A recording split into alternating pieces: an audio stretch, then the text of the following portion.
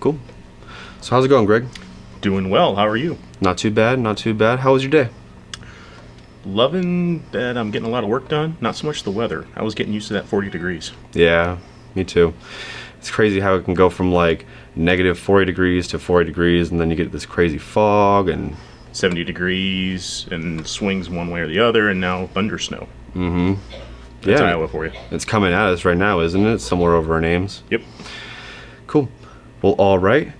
Here we are. We're just gonna go ahead and get right into this. This is going to be Coffee with the Councilman. My name is Logan Kahler, and this is Councilman Greg Piklapp. Cool.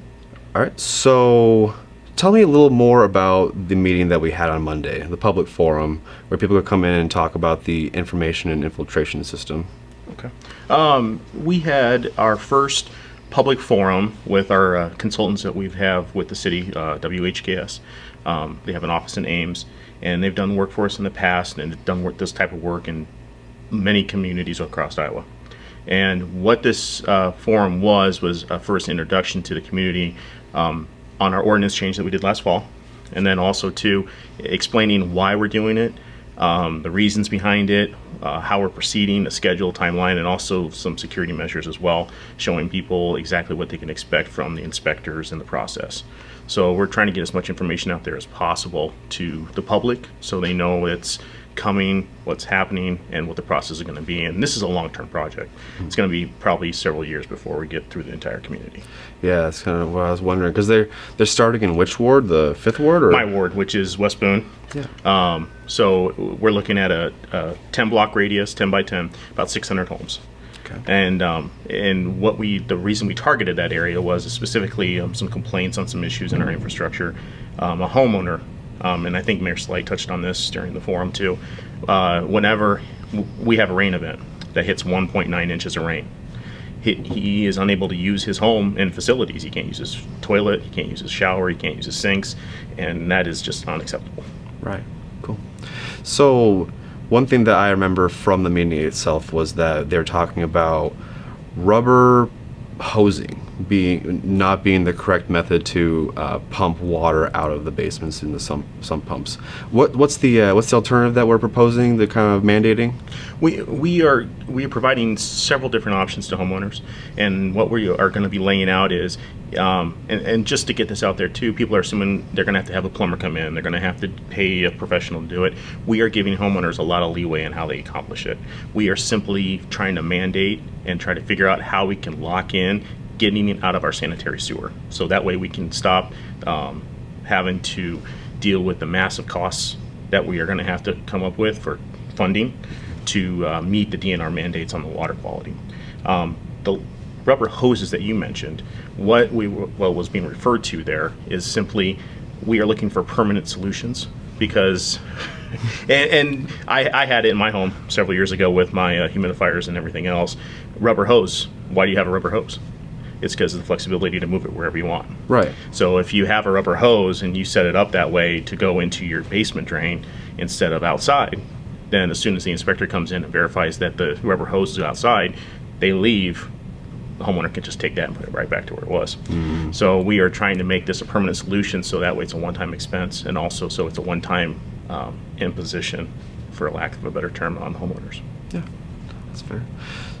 So another thing that was brought up in the meeting, there was a woman that came in and she talked about one of her concerns. Do you remember her?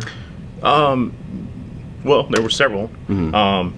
I do remember one of the homeowners, very nice senior resident that we had that lived in her house since 1952. Yeah. And she mentioned at the time in 1952 when they built the house that when they first moved in, they were grandfathered in on not having this in forever. Right. That's my house. I completely understand that. My house that we live in is 1956 ranch. Mm. So at the time, the concept was a lot of cities liked having that in the system because it flushed the system. Right. So the water, even in droughts, they could always guarantee there was water running through the system, so that way it would help with blockages, keep the flow steady, things like that. what we've found and what the DNR has come through with in the past several years, 15 years, is that water quality is becoming a more and more important issue. And there's more and more mandates and things coming down on communities to fix infrastructure to stop that stuff going into the sanitary system. Right. I just saw this week the city of Creston's having a 45% raise in their water rates Wow. this year to raise revenue to start fixing their infrastructure. Yeah. It's a community problem. It's something Boone's been facing for 10 years at least, but it's something we've been working with the DNR to help get this process going. Yeah. So, so what are some of the challenges do you think you'll face with this new mandate? Education. Yeah. I would say education would be the top thing. People, public especially, they hunger for information. We just want to make sure they get the right information and know the process, and then help them especially understand why we're doing it. This is not something that we came to lightly on the city side. I've been a council member since 2009, and I first served on the utility committee. And I was on the front lines with a lot of council members at the time, trying to figure out how we were going to pay for all these mandates coming down from the DNR. Right. The city of Boone and the taxpayers have literally put millions of dollars into the ground already, helping with our trunk line expansion, helping with sealing manholes, trying to keep the water out of our system, smoke testing.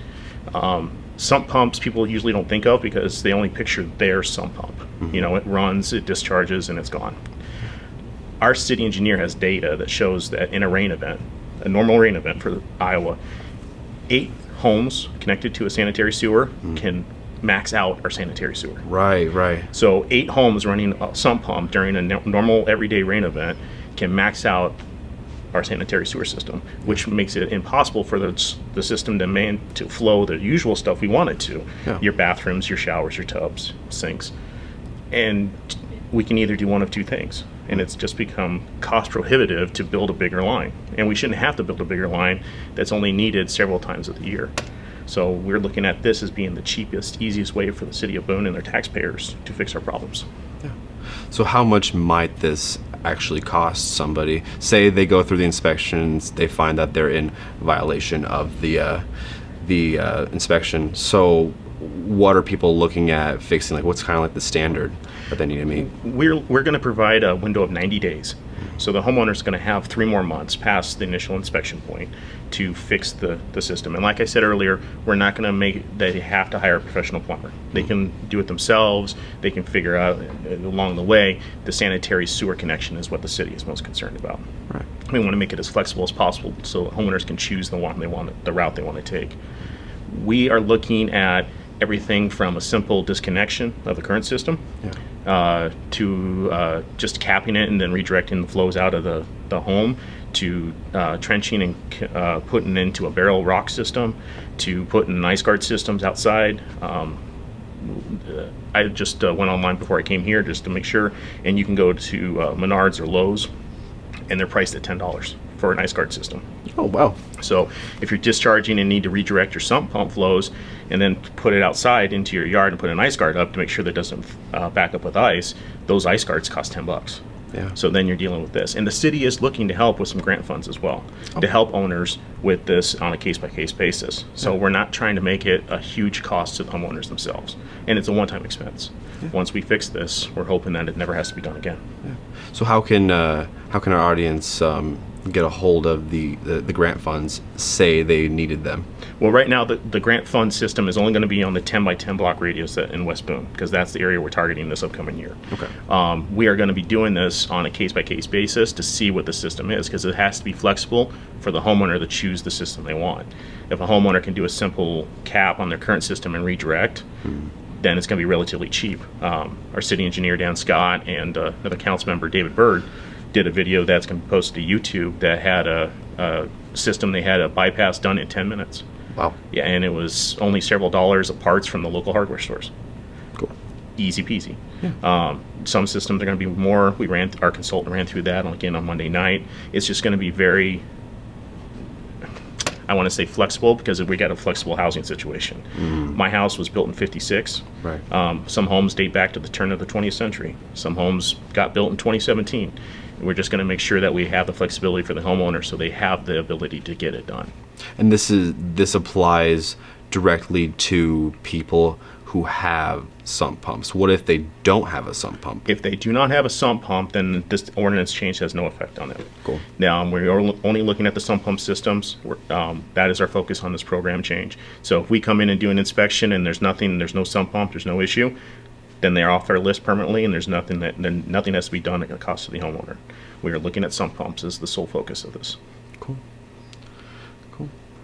All right. Is there anything else that you believe that I might have missed, or you want to add on to let the community know? I would just suggest the community make sure they come out and follow us on social media, follow the city on the website. We have a brand new website, a YouTube channel now. You were there at the forum on Monday night too. Yeah. Several citizens came as well, asking good questions that we wanted people to ask. Yeah. And we're going to be having these program things throughout the entire part of the process this year in 2019. And the reason we're doing that so that public has the ability to ask questions. Right. We're going to make sure information's out there, get it out on our website, get it out in the paper, radio, things like that, so we have every ability for people to see the information up front. Cool.